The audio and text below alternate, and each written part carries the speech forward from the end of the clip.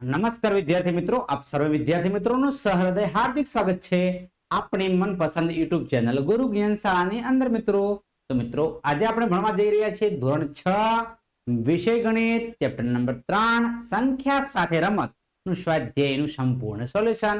તો વિદ્યાર્થી મિત્રો વિડિયો તમારે લાસ્ટ સુધી સ્કીપ કર્યા વગર જોવાનો છે. પસંદ આવે તો લાઈક કરવાની છે. તમે તમને જોઈ શકો છો. તો આપણે શું ભણવા જઈ રહ્યા છીએ?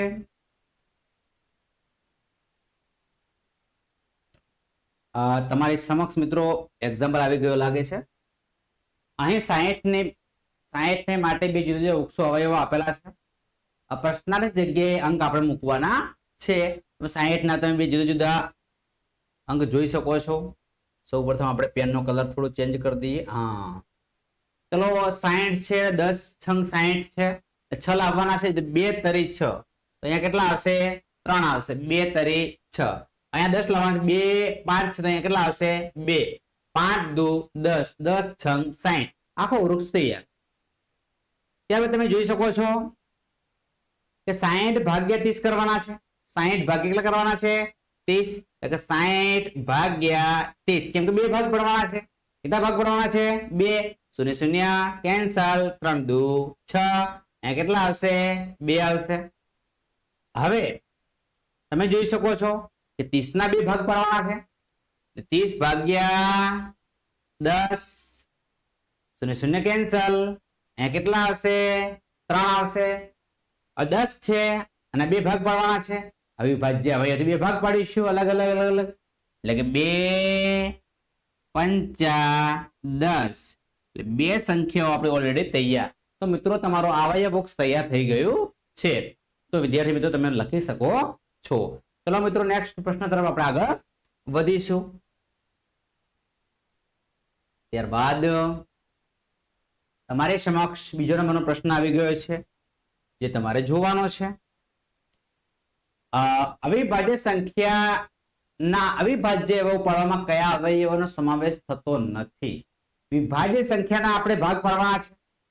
વિભાજ્ય સંખ્યા આપણે લેવાની છે. તો આપણે વિભાજ્ય સંખ્યા લઈ લઈએ. સૌ પ્રથમ વિભાજ્ય સંખ્યા 4 લઈએ, પછી લઈએ 6. બરાબર છે. સૌથી નાની વિભાજ્ય સંખ્યા 4 છે. હવે ભાગ પાડીશું. 4 ના ભાગ પાડીશું. 1 ચોક 4. અવિભાજ્ય વડે પાડવાનો પ્રયત્ન કરવાનો છે. 2 દુ 4. બરાબર છે.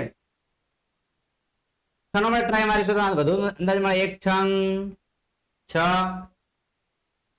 6 ના ભાગ પાડીશું. 2 તરી 6. તમે જોઈ શકો છો કે અવિભાજ્યમાં આ વિભાજ્ય સંખ્યા છે. અવિભાજ્યમાં કોણ સમાવેશ થતો નથી? સંખ્યા પોતે અને 1. સંખ્યા પોતે અને 1. દેખો અહીંયા જોઈ શકો સંખ્યા પોતે અને 1 નો સમાવેશ અવિભાજ્યોમાં તમને થતો નથી. બીજો પણ તમે કોઈ અંક ટ્રાય મારી શકો. ચલો કયો મારશો મિત્રો? ચલો 8 નો ટ્રાય મારીએ. 1 8. બીજું ટ્રાય મારશું. 2 ચોક 8. બરાબર છે. અવિભાજ્ય લેવાના છે મિત્રો. હવે એટલે 2 ગુણ્યા 2 ગુણ્યા 2 એટલે કે 2 નો ઘન. તમે જોઈ શકો છો 1 અને સંખ્યા પોતેનો મિત્રો સમાવેશ થતો નથી. તો મિત્રો હવે આપણે સમજી લઈશું કે અવિભાજ્ય સંખ્યાના અવિભાજ્ય અવયવ પાડવામાં કયા અવયવ સમાવેશ થતો નથી. લખવાનો મિત્રો જવાબ વિભાજ્ય સંખ્યાના અવિભાજ્ય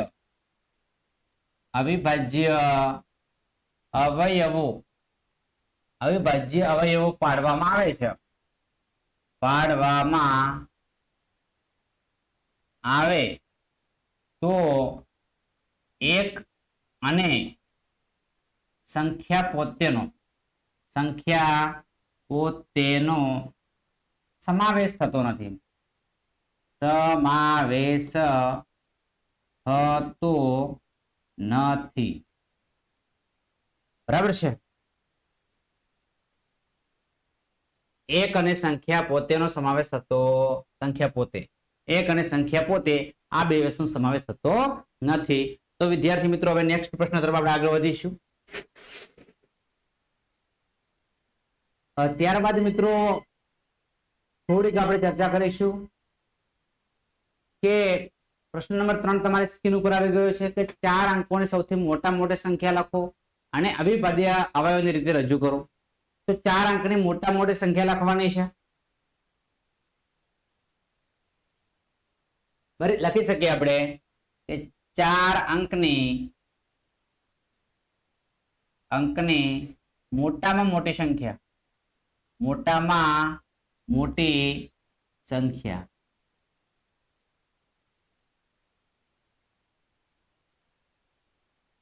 જોઈ શકો 9999 એ 4 અંકની મોટામાં મોટી સંખ્યા આપણે કહી શકીએ.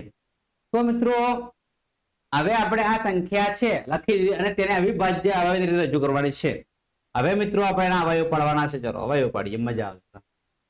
તો ચલો હવે અવયવ પાડીશું આપણે.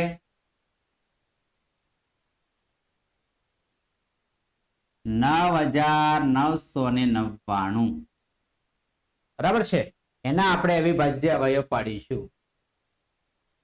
તો સૌપ્રથમ તમે જોઈ શકો છો કે અવિભાજ્ય અવયવ આપણે જાણીએ છીએ. અવિભાજ્ય અંક છે 2, 4 છે ના તો 3, 5, 6, 7 આવશે, 8 ના આવે, 9 ના આવે, 10 ના આવે, 11 આવશે, 13 આવશે.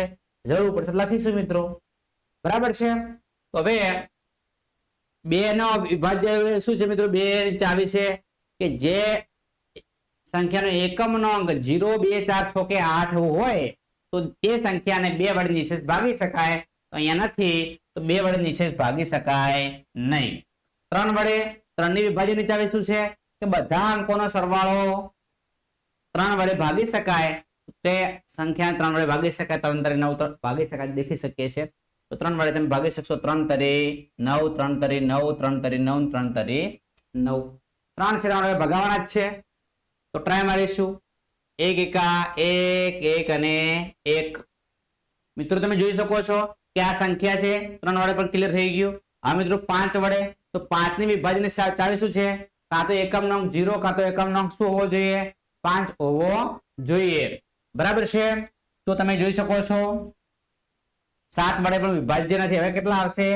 11 વડે. 11 એકા 11, 0 2 અંક ઉતરે, 11 એકા 11, 101. 101 સંખ્યા કેવી છે મિત્રો? આપણે જાણીએ છીએ કે 101 તો અવિભાજ્ય સંખ્યા છે. તો તમારા અવયવ ક્લિયર. બરાબર છે. તો મિત્રો હવે અવિભાજ્ય અવયવ રીતે રજૂ કરો. તો આ મિત્રો અવિભાજ્ય અવયવ લખાઈ ગયા છે. તો એના અવયવ લખી શકીએ 9999 3 ગુણ્યા 3 ગુણ્યા 11 ગુણ્યા 101. તો મિત્રો આ રીતે અવિભાજ્ય અવયવ આપણે લખી શકીએ છીએ. તો મિત્રો હવે થોડા આપણે આગળ વધીશું એક્ઝામ્પલ 3 પછી. મિત્રો વિડીયો તમે સ્ક્રીનશોટ લઈ અથવા વિડીયો સ્ટોપ કરીને તમે લખી શકો છો. સમજ્યા બાદ તમારે લખવાનું થતું હોય છે.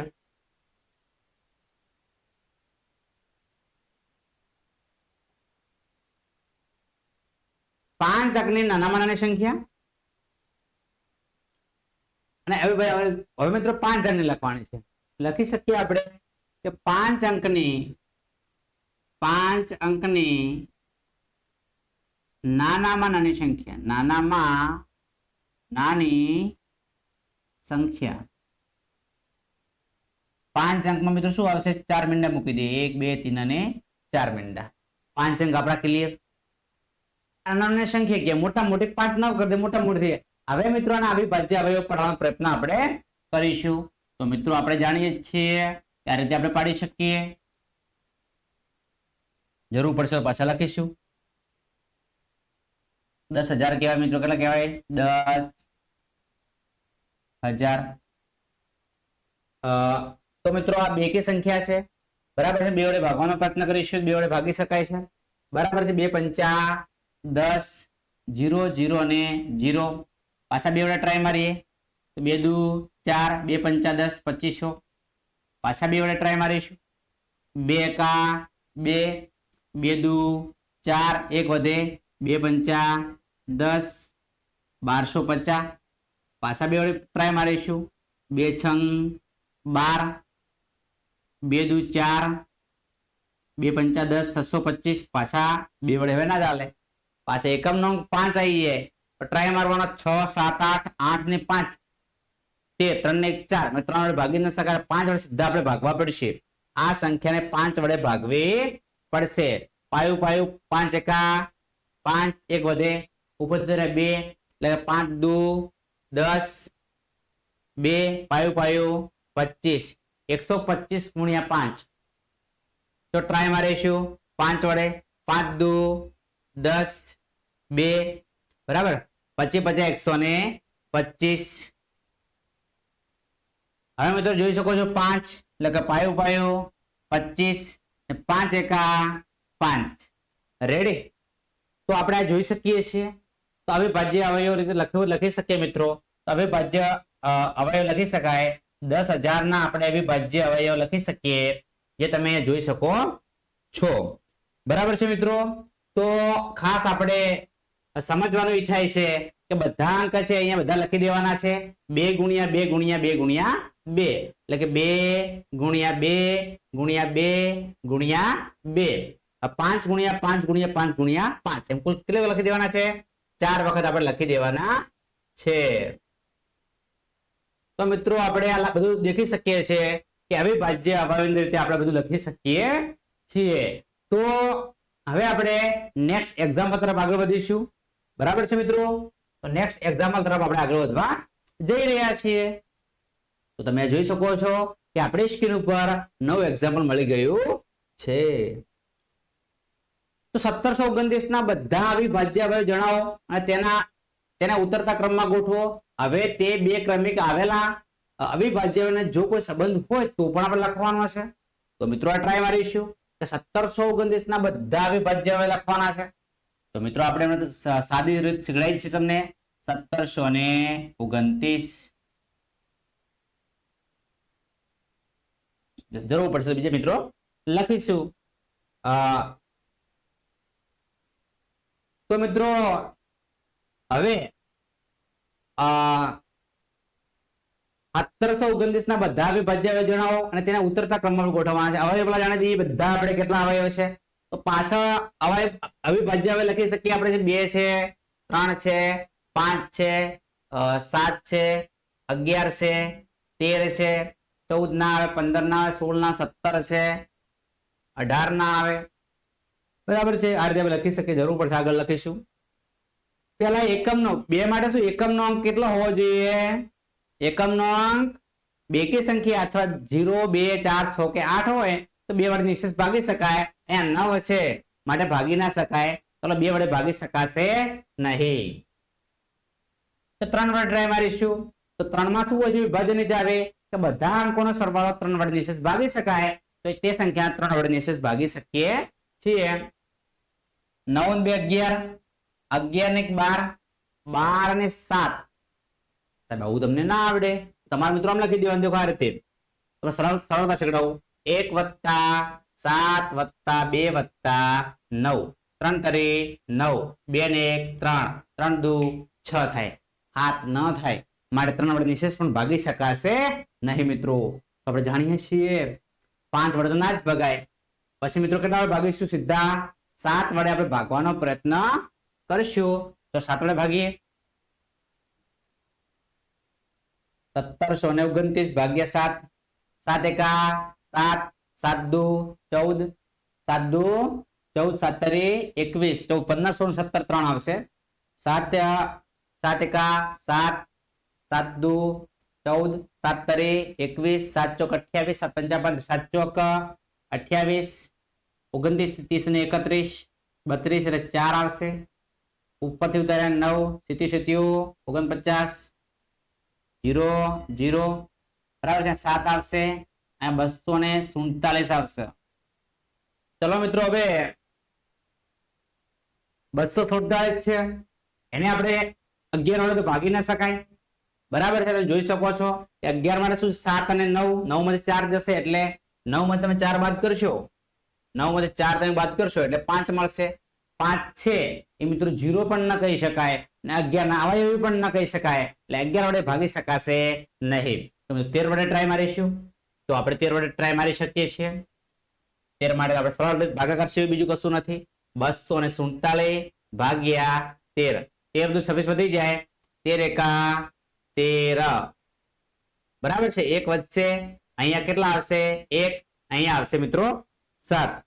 તો ખાસ કરીને મિત્રો આપણે સમજવા જઈ રહ્યા છે 13 નવા 117, 13 નવા કેટલા થશે? 117, બરાબર છે.